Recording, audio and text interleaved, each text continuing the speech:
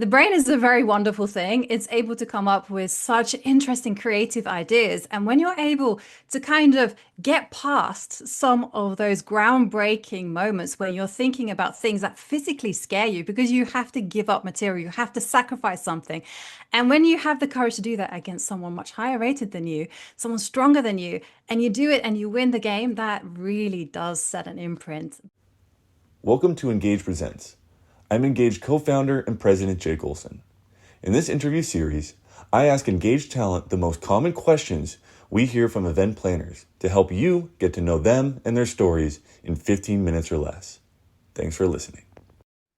Welcome to another episode of Engage Presents. I'm Engage president Jake Olson. Alongside me today, a very special guest, someone who's definitely smarter than me, Jovanka Houska, 9 times British women's chess champion, international master, and chess commentator. Jovanka, thank you so much for joining us today. Thank you, Jake. It's such a pleasure to be here. I tried to sound as formal as you do, but that's never going to happen with your accent. It's a beautiful accent you have there. Thank you very much.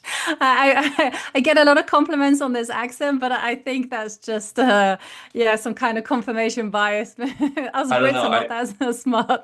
I feel like if you were to sit across from me playing chess and I just heard your voice in the first couple of minutes, I'd be like, oh no, like I'm in for it because she's definitely smarter than me. Well, So I'll take the compliment. Thank you. yeah, and let's talk about that. So 9-time champion, what and you could even say commentating, but I feel like it will be playing. But what's your favorite chess match or maybe a move or kind of moment that you experienced in chess that stands out? Well, when it comes to actually playing, it's always those moves that take you by surprise. I mean, the brain is a very wonderful thing. It's able to come up with such interesting creative ideas. And when you're able to kind of get past some of those groundbreaking moments where you're thinking about things that physically scare you because you have to give up material, you have to sacrifice something.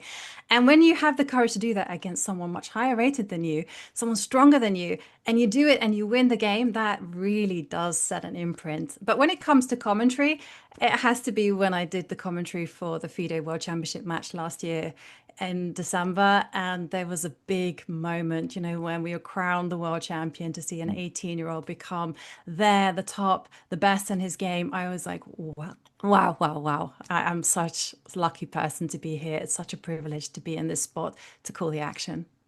Absolutely. And I just have to ask this too. Do you ever for fun just go online and like play the beginner mode in a computer and just like take it to the shed?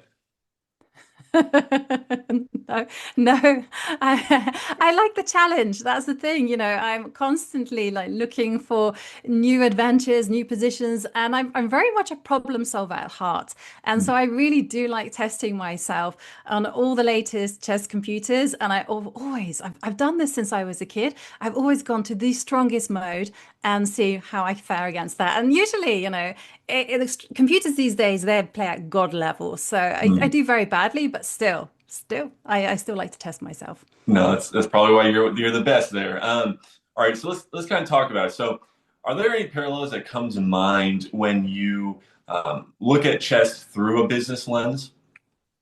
Yeah, one of the things that really strikes me as being a chess player is actually the way that you think. And it's all to do with like I consider them very core skills. And one of them is like having that long-term strategy and having that vision. And I know in Mm. businesses, a lot of businesses have this kind of core idea of who they are, who they're going to be, what their goals are. And the same is very much true in chess because we constantly have this idea that, okay, first of all, the basic aim of chess is just to checkmate the king. But it's not just about that. It's also when you're playing an opponent, you're going in, you have a plan, you have a mindset, you have an idea. Here, I'm actually not going to be taking risks, or I'm going to go all in. I'm going to go be as brave as I can. And it's very much all about that future thinking.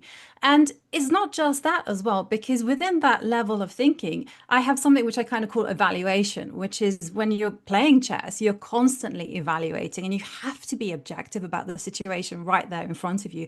And that can be based on flow, that can be based on past decisions.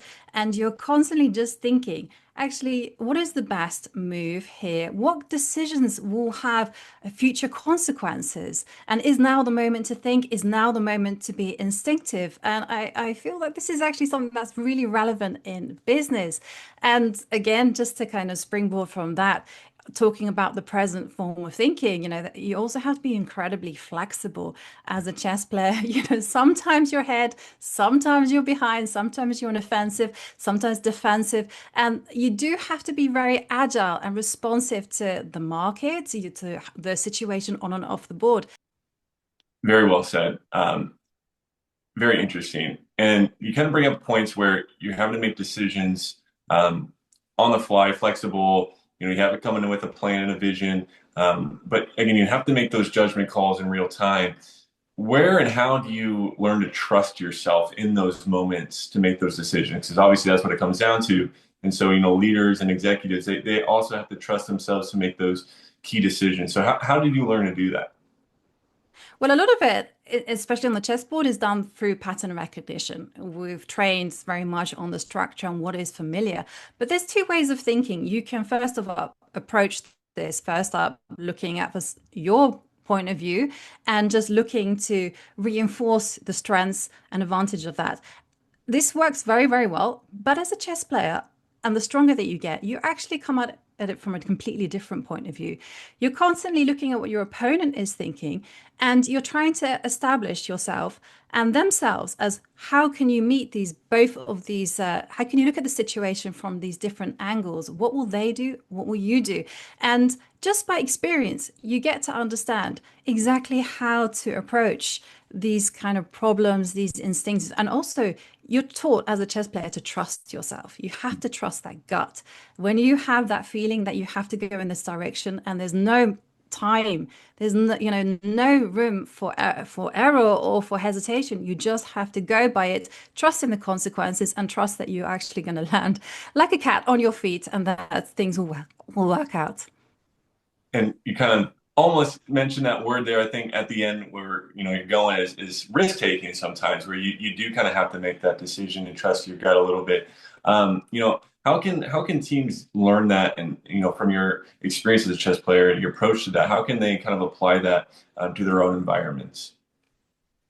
Yeah, risk management is something that chess players do all the time. We're not doing it every single move, I've got to say. We're doing it in critical situations. We're trying to anticipate what the opponent is thinking. What are the chances they will find that right move? Should we go in that direction? Should we go for perfection? And that's something that is you can actually learn by just picking up the game, by just trusting yourself to play these moves. And it's something that I think that businesses can actually train on, funnily enough, by using chess. And you can apply these concepts of just making those split decisions with the clock ticking, pressure on the board, pressure on the time. And you can just use the concepts of something that we have in chess, which is called the initiative. When you are on the front foot, you've got to roll with the punches, you've got to go roll with the flow, and you've got to keep on moving. And the same goes when you're on the defensive. You've got to look at all of those opportunities that are coming your way. What is the positive angle on all of this happening? And it's just a very alternative way of problem solving and just thinking about things, just using chess, funny enough. Absolutely. And you do a good job of, even in this interview here, of kind of taking, these concepts. When you're commentating, obviously it's happening in real time there, the complexity of these strategies, and you take it and you make it really clear and engaging to your different audiences. So, one, kind of speak about now your job as a commentator and how you do make that so accessible to the average person watching the chess match, but also how that helps you as a speaker then bring it into rooms where people, again, maybe have never sat down at a chessboard. Yeah, it's been a great progression actually, because when I first started playing chess, it was all about the elite level. It was all about like developing this chess language, marking the moves with notations, and being as complicated and as complex as possible. That is, as a chess player, what we strive to do. And during the pandemic, there was a complete shift actually in how chess commentary should be perceived. In fact, we had to kind of scrape away all of this knowledge and just go back to basics and try to transmit something which is quite internalized, but very, very dramatic. And as you say, just transmit it to the masses. So we had to break down very complex things in chess, like sacrifices, coordinates, basic, very, very deep, sophisticated plans. And we had to just break that down. And that was actually an exercise in storytelling and making things as fun as possible using emotive language. So instead of just a rook moves over to the edge of the board, it would be like, oh no, rook swoops, look at the queen, she's hovering around the king trying to attack, get ready. And we would be all there with the drama. And that was something that it really has been something that's been wonderful to see in the chess world, that we are taking chess, which can be dry and sterile, and making it a story, making an action movie. And one of the best compliments that I ever got was like, when you are watching chess tournaments, it's like you're watching the final at Wimbledon, except you have to be silent. you, and you feel all of the emotions and you feel all of the nerves, all of the tension with the clock ticking down. And instead, you have to hold all of that in, and you have to somehow just again experience that passion, but do it quietly. I mean, it's really such a fascinating game. And what is incredible about the game of chess is how versatile it is. You can play it at a classical time control, which is a very long game, which can last up to 7 hours, or you can play it really at high speed, do it at 5 minutes. You can make it all stakes. We have a kind of version of chess, which is like Armageddon chess, where one side is in a must-win situation, and there it becomes a real kind of game of risk. It becomes luck. It becomes also nerves and grit and determination. And it really is something where you will have to find the champion's mindset. No, absolutely. And we can just tell how passionate you are and how much you love it just by talking there. All right, lastly, Jovanka. So when you get called or booked for a speech, what's kind of your favorite environment to go to? Is it a leadership team who is navigating change and wants to kind of know how to make the next moves? Is it excuse me, a beginning, a company who's in the beginning stages who want to have that vision of how to, set up the board and where to go from here? Kind of what is your favorite environment, if you will, to speak to? Well, I'm a chess player. I'm used to playing a lot of chess positions, different types of games. So I enjoy all environments. But I would say that chess provides you with an alternative way of thinking. And the most receptive audiences are the ones where, they're really on board with that concept, and they're able to look at the bigger picture and just see how a different form of thinking can actually be applicable to everyday life. Like I remember, I do really enjoy very intimate kind of occasions. I did a women's club in Vienna in London, and that was very nice because there it was just all these creatives, and they were applying the logic of chess to their real life. And that was something that was absolutely wonderful to see. And also, when you're up there on stage in front of hundreds, that's a very exciting experience to be in an arena, and just to have minds transfixed by the passion, by the idea of trying something a little bit different. Beautiful. Jovanka, thank you so much for joining us today. If you want to learn more about Jovanka's story, what she does, what she talks about, and obviously to book her, you visit letsengage.com, check out her profile there. And Jovanka, thank you so much for sharing a little bit of your wisdom today and who you are and what you speak about. Again, very, very fascinating. My first time ever talking to a chess champion, so the pleasure was mine. Thank you very much. Stay tuned for more Engage Presents.